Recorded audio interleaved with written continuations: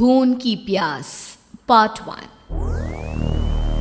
काली अमावस की रात थी और रात के गहरे सन्नाटे को चीरते हुए एक औरत के चीखने की आवाजें पूरे जंगल के शांत माहौल को दहशत से भर रही थी। वो औरत इस तरह से चिल्ला रही थी जैसे किसी ने उसके बदन पर खौलता हुआ पानी डाल दिया हो। रात को अपने खेतों में पानी देने के लिए आया हुआ हरिया किसान अभी तक इन आवाज़ों को सुन नहीं पाया था, क्योंकि उसके बेटे किशन ने उसे नया नया मोबाइल फ़ोन जो ला कर दिया था शहर से, और बस उसी मोबाइल फ़ोन में ईयरफोन लगाकर वो कोई पुराना गाना सुनने में मग्न था। लेकिन जैसे ही गाना खत्म हुआ, उस औरत की चीखने की आवाज़ हरिया किसान के कानों से टकराई। हरिया का दोस्त रामू भी खेत में ही घाट पर गहरी नींद में खर्राटे मार रहा था। रात के उस सन्नाटे में औरत की चीखने की आवाज़ सुनकर ठंड के मौसम में भी हरिया किसान के माथे से पसीना टपकने लगा। रामू, अरे ओ रामू, अरे जल्दी उठ, क्या खर्राटे मारकर सो रहा है? अरे इतनी रात को ये जंगल में कौन औरत चीख रही है? पूरी तरह से चीख रही है। अरे क्या हुआ? क्या हुआ? कौन है? अरे भूत आ गया क्या? चोर आ गया क्या? अरे न चोर आया है न भूत आया है। मैं ये कह रहा हूँ कि क्या तूने इस औरत के चीखने की आवाज सुनाई देती है कि नहीं? अरे कौन सी औरत? अरे हाँ, ये आवाज़ है। तू पहले नहीं बता सकता था? पता नहीं कौन चुड़ैल जंगल में नाच रही है। हम घर चले जाते हैं। देखता नहीं, मैंने तो कानों में ये लगा रखा था। वो किशन ने लाके दिया ना शहर से, गाने सुन रहा था मैं। अरे लेकिन भाई, मुझे बहुत डर लग रहा है। क्या करें? अरे करना क्या है, भागो यहाँ से। भगवान जाने कौन है और क्यों इतना चीख रही है। और उस औरत के चीखने की आवाजें और ज्यादा तेज होने लगी है। हरिया और रामू के पैर डर के मारे कांप रहे थे। डर की वजह से ना वो वहां पर रुक पा रहे थे और ना ही अपनी जगह से आगे बढ़ पा रहे थे। तभी अचानक से सन्नाटा छा गया। सही मौका है, हमें यहाँ से निकल लेना चाहिए भैया। रामू और हरिया अपना गमछा उठाकर दबे पैरों जंगल के रास्ते से गांव की तरफ चलने लगे। गांव की ओर जाने वाला ये एक ही रास्ता था और आवाज भी उसी तरफ से आ रही थी। लेकिन अभी 2 मिनट पहले वो आवाज पूरी तरह बंद हो चुकी थी और जंगल में पहले जैसा सन्नाटा पसर चुका था। तभी अचानक से पेड़ों में किसी के चलने की सरसराहट रामू और हरिया को सुनाई दी। क्या तुमने कोई आवाज सुनी? हाँ यार, ऐसा लग रहा है कोई इस तरफ ही आ रहा है। और तभी अचानक सामने पेड़ से एक साया रामू और हरिया के सामने उल्टा आकर लटक गया। ये देखकर रामू और हरिया की चीख निकल गई। वो दोनों डर के मारे बेहोश हो गए। वो साया जमीन पर आकर खड़ा हुआ। उसने रामू और हरिया के बालों को पकड़कर खींचना शुरू कर दिया। अब तुम गांव वालों में से कोई जिंदा नहीं बचेगा। मैं तुम सबको ले जाकर उस गड्ढे के नीचे दफन कर दूंगी। सबकी जान ले लूंगी, मैं किसी को नहीं छोड़ूंगी। अगली सुबह रामू की पत्नी कमला हरिया के घर आई और उसने हरिया की पत्नी सुमन से अपने पति के बारे में पूछा। सुमन, कल रात को ये तुम्हारे ही पति के साथ गए थे खेत पर, अभी तक लौट कर नहीं आए हैं। हाँ बहन, मैं भी वही सोचकर परेशान हूँ। मेरे पति भी अभी तक खेत से लौट कर नहीं आए। भगवान जाने क्या बात है, दोपहर होने आई है। अब तक तो उन दोनों को लौट कर आ जाना चाहिए था। क्या करे, कैसे पता करे कि वो दोनों कहाँ हैं? मेरा बेटा भी शहर गया हुआ है, वरना उसी को भेज देते खेत पर। बहन, मुझे लगता है कि हम दोनों को वहाँ जाकर अपने पतियों को ढूंढना चाहिए। ठीक कहती हो तुम, चलो मैं तुम्हारे साथ चलती हूँ। और वो दोनों जंगल के रास्ते खेत की तरफ आगे बढ़ती हैं। वहां जाकर देखती है कि हरिया और रामू आग जलाकर आग के ऊपर कुछ पकाकर खा रहे थे। आप यहाँ पार्टी बना रहे हैं और वहाँ घर पर हमारी जान सुखी जा रही थी कि कहीं कुछ हो तो नहीं गया? मुझे कुछ नहीं हो सकता।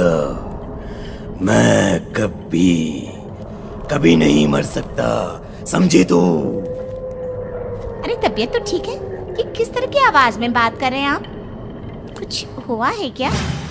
कुछ नहीं हुआ, बस जोरों की भूख लग रही थी, इसलिए खाना बनाकर खा रहे थे। अच्छा, इतनी बदबू आ रही है, ऐसा क्या बनाकर खा रहे हैं आप? जरा हमें भी तो बताइए। अरे भाभी, क्यों परेशान हो रही हैं? मांस पकाकर खा रहे हैं। एक जंगली जानवर कल रात को खेत में आ गया था। हम दोनों ने उसे मार दिया और बस उसी का मांस पक रहा है। आप भी खाइए ना, बहुत बहुत ही स्वादिष्ट है। दिमाग खराब हो गया है क्या आप दोनों का? आप दोनों मांस कब से खाने लगे, और वो भी जंगली जानवर का? चलिए अभी कभी घर चलिए। चलेंगे चलेंगे, लेकिन पहले ये मांस तो खत्म कर ले।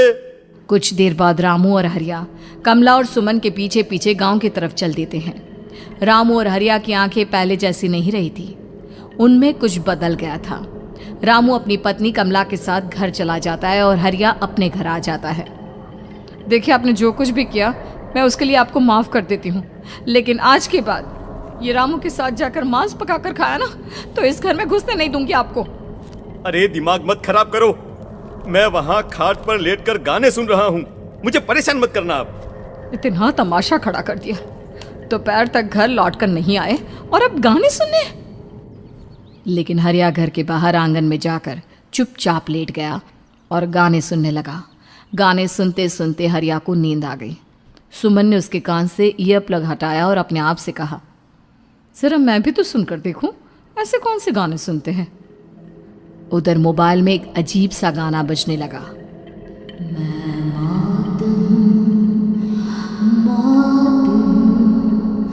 मौत जो बसरी है चारों,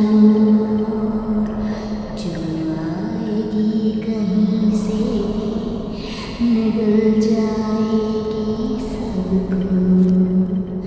मैं मौत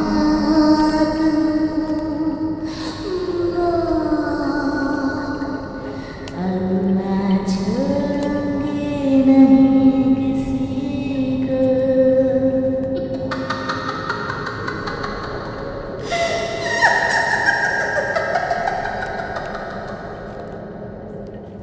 सुमन ने घबराकर मोबाइल फोन दूर रख दिया। वो बुरी तरह से डर गई थी। तभी अचानक हरिया अपनी नींद से जागा और गर्दन टेढ़ी करते हुए सुमन के पास आया। क्या क्या कर रही थी? गाने सुन रही थी? वो ये कैसा गाना सुन रहे थे तुम मोबाइल के अंदर? मौत है, मौत। अरे ये सारी बातें छोड़ो और ये बताओ, आज शाम को तुम मेरे साथ खेत चलोगी? लेकिन क्यों? और तुम इस तरह से क्यों बात कर रहे हो? अपनी गर्दन सीधी रखकर बात करो ना। वो मेरी गर्दन में सोते सोते थोड़ा दर्द हो गया है। मेरे साथ आज खेत चलो ना। तुम्हारे साथ पूरी रात रहना चाहता हूँ। कैसी बात कर रहे हैं दिन दहाड़े? जरा भी शर्म नहीं आती क्या? अरे इसमें शर्माने वाली क्या बात है? तुम पत्नी हो मेरी। पूरी रात खेत पर रहता हूँ। मुझे भी तो तुम्हारे पास आने का हक है कि नहीं? अच्छा ठीक है, चलती हूँ आपके साथ खेत पर, लेकिन फिर उस रामू को मत बुलाना। अरे कैसी बातें कर रही हो? अगर तुम मेरे पास होगी तो मैं किसी को नहीं बुलाऊंगा, सिर्फ तुम और मैं और रात का सन्नाटा। शाम के वक्त हरिया सुमन को अपने साथ खेत पर ले जाता है। आसमान में चांद पूरी तरह से चमक रहा था। हरिया ने अपने खेत में बनी हुई छोटी सी झोंपड़ी के अंदर सुमन को अपने पास बिठा लिया और उसके बालों में हाथ फिराते हुए कहा, कितनी खूबसूरत हो तुम, बहुत सुंदर लग रही हो। एक चांद से भी ज्यादा सुंदर लग रही हो। ऐसी बातें मत करिए ना, मुझे शर्म आती है। अपनी आंखें खोलकर जरा मेरी तरफ तो देखो। अरे देखो तो सही। सुमन ने शर्माते हुए जैसे ही अपनी आंखें खोली, उसके होश उड़ गए। हरिया के बड़े बड़े दांत निकल आए थे और वो पूरी तरह से एक जानवर की तरह नजर आ रहा था। कौन हो तुम मेरे पति नहीं हो। कौन हो तुम? मुझे जाने दो। लेकिन हरिया ने सुमन के हाथ को कसकर पकड़ लिया। उसके नुकीले नाखूनों की वजह से सुमन के हाथ से खून बहने लगा था। बहुत दर्द हो रहा है, मुझे जाने दो। कौन हो तुम? क्या करना चाहते हो? वही जो एक आदमी एक औरत के साथ करना चाहता है, और उसके बाद मैं तुम्हें वहीं ले जाऊंगा जहां पर तुम्हारा पति है। क्या मतलब? क्या कहना चाहते हो? कहाँ है मेरा पति? जंगल के बीचों बीच उबलते हुए पानी के तालाब में, वही है तुम्हारा पति।